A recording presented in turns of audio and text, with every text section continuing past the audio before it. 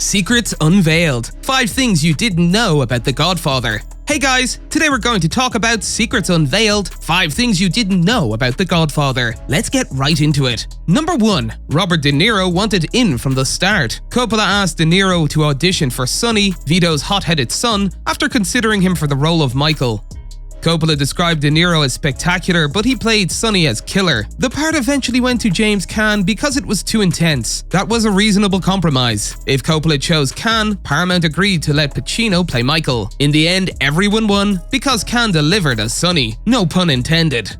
After seeing De Niro's breakout performance in Martin Scorsese's Mean Streets, Coppola brought him back for The Godfather Part 2 to play a younger Vito Corleone. De Niro demonstrated his dedication by moving to Sicily and immersing himself in the language, as the character only spoke Sicilian.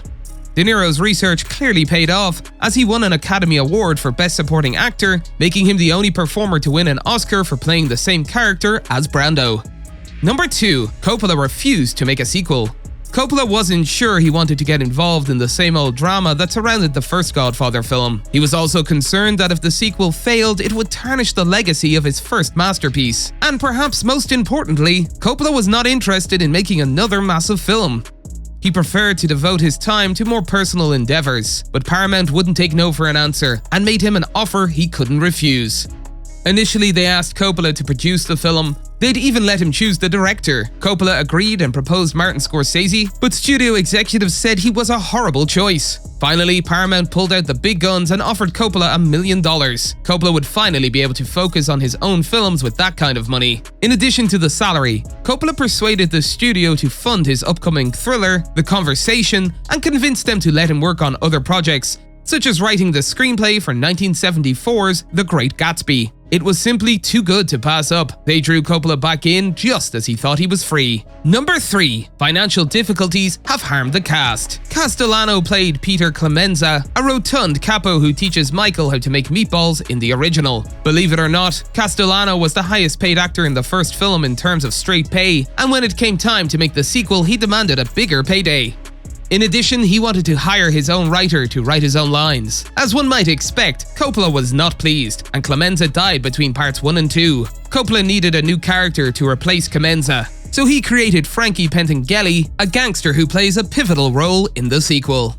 When it came time to make The Godfather Part 3, things got even worse. Robert Duvall wanted to make as much money as Al Pacino this time. Instead of meeting Duvall's demands, Coppola and company chose to kill off the character of Tom Hagen, replacing him with actor George Hamilton. This was a huge mistake, as Michael Wilmington of the Los Angeles Times pointed out. Number 4. The Godfather Part 3 was almost a completely different film.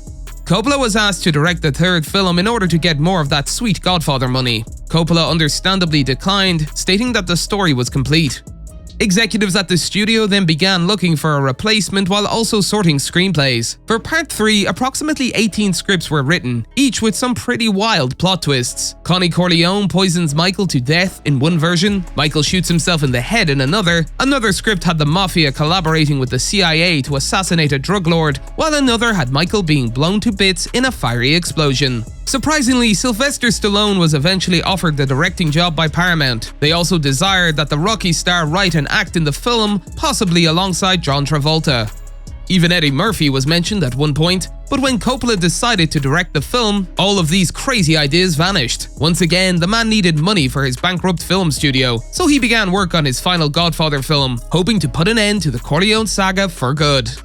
Number 5. The series was marred by an actual murder. In 1989, as Schaefer was preparing for her audition, a stalker named Robert John Bardo was lurking outside her house. Bardo had become obsessed with Schaefer and had obtained her address from a private investigator. Bardo knocked on her door on July 18th, and when Schaefer answered, he shot her to death. After his arrest, Bardo was sentenced to life in prison without the possibility of parole, but The Godfather Part 3 had to go on.